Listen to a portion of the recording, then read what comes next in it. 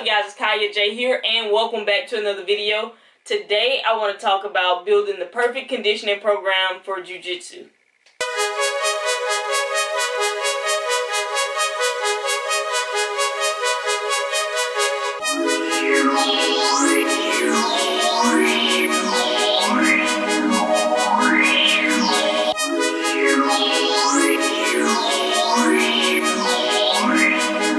So in a previous video I talked about strength training, and if you haven't seen that video, check the link down below or check the cards. It's going to be crucial that you understand movement patterns, you understand reps and sets, and you understand your exercise selection for your strength training program. Today I want to talk strictly about the conditioning aspect. And what I hear a lot of times as far as conditioning goes is, oh, if you want better cardio, if you want better conditioning, then you can just roll more or you can just run more. Yes, you can do those things, but you need to consider the effect that it has on your body, on your training, on your movement. And so if you roll more, you can't control the intensity or you can't control what type of partner you have, then you increase your chances of getting hurt. If you roll more for cardio, you increase your chances of getting hurt. You increase your likelihood to use sloppy technique as you get tired. And it's just, I personally do not like the option of, oh, just roll more to increase my cardio. I want my cardio to be good while I roll more. That way I can focus on my technique and I can think. It's really hard to think when you can't breathe. So my philosophy behind that is, no, I don't want to just roll more to get better cardio.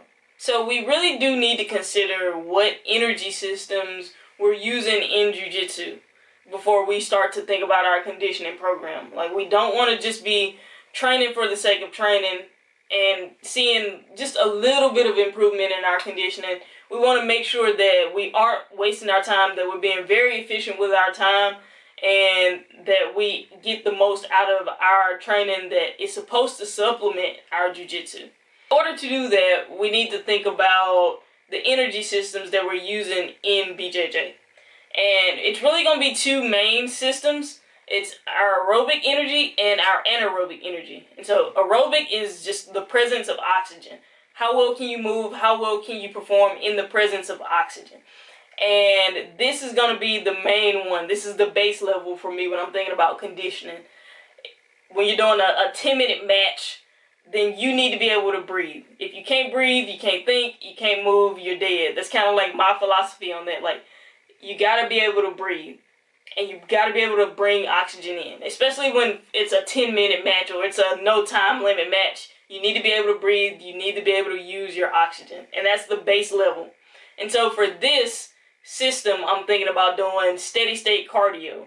It's very boring. I've talked about it. I tell people about it all the time. It's like, oh no, strap a heart rate monitor on and try to stay in that zone 2, 60 to 70% of your max heart rate, and just do an exercise and stay in that zone. And so for me, I like to get on the elliptical for about 30 to 60 minutes, or I like to go for a run for about 30 to 60 minutes, or anything where you're just continuous effort and trying to keep your heart rate in that zone 2 is going to be crucial for building that aerobic capacity. So again, a few options for that is going for a run, hopping on a bike, an elliptical, a rower, anything where you're just low intensity, steady state cardio. You want to stay 60 to 70% of your max heart rate. So the second system you need to be thinking about is your anaerobic system, and that is without the use of oxygen. Specifically, the lactic and alactic portions of it. So both of those have power and capacity, which is how fast can you do this? How fast can you do this? How hard can you go? Whereas capacity is how long can you do this? Yeah, you can go hard, but how long can you keep up this effort? And so for the lactic portion of it, I'm thinking really dynamic movements, 30 to 90 seconds. And then we're going to repeat those efforts 5, 6 to 10 times. So I like to do movement circuits. I'll be putting more workouts out to show the lactic training portion. But I'm thinking, when I'm thinking lactic, I'm thinking about lactic capacity. How long can you repeat, like, how long can you do this? How long can you repeat these really dynamic and explosive efforts? And alactic is meant to be really short and unsustainable work. As far as the alactic training goes, honestly, it can be covered in your strength and your power training sessions when you're lifting weights. So when we're training in different phases, when we're in the power phase, we're covering the alactic energy system.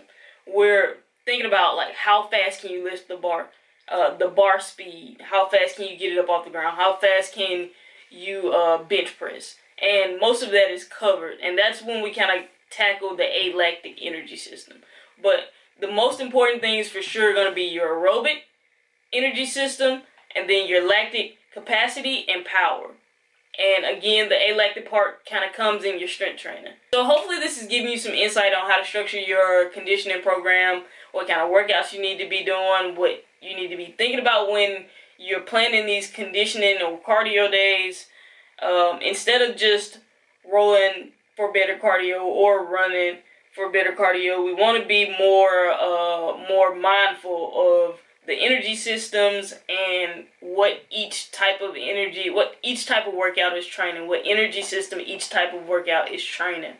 And so I'll be posting a lot more workouts based on the energy systems, conditioning workouts based on the energy system, and really just diving into detail and giving you some things that you can actually take and put into your program, giving you some different workouts that you can take and do and really just notice some improvements. If you really want to see more of that, hit the subscribe button, like this video, share this video, and as always, if you have any questions, feel free to hit me up and message me or comment down below, and we can talk about it.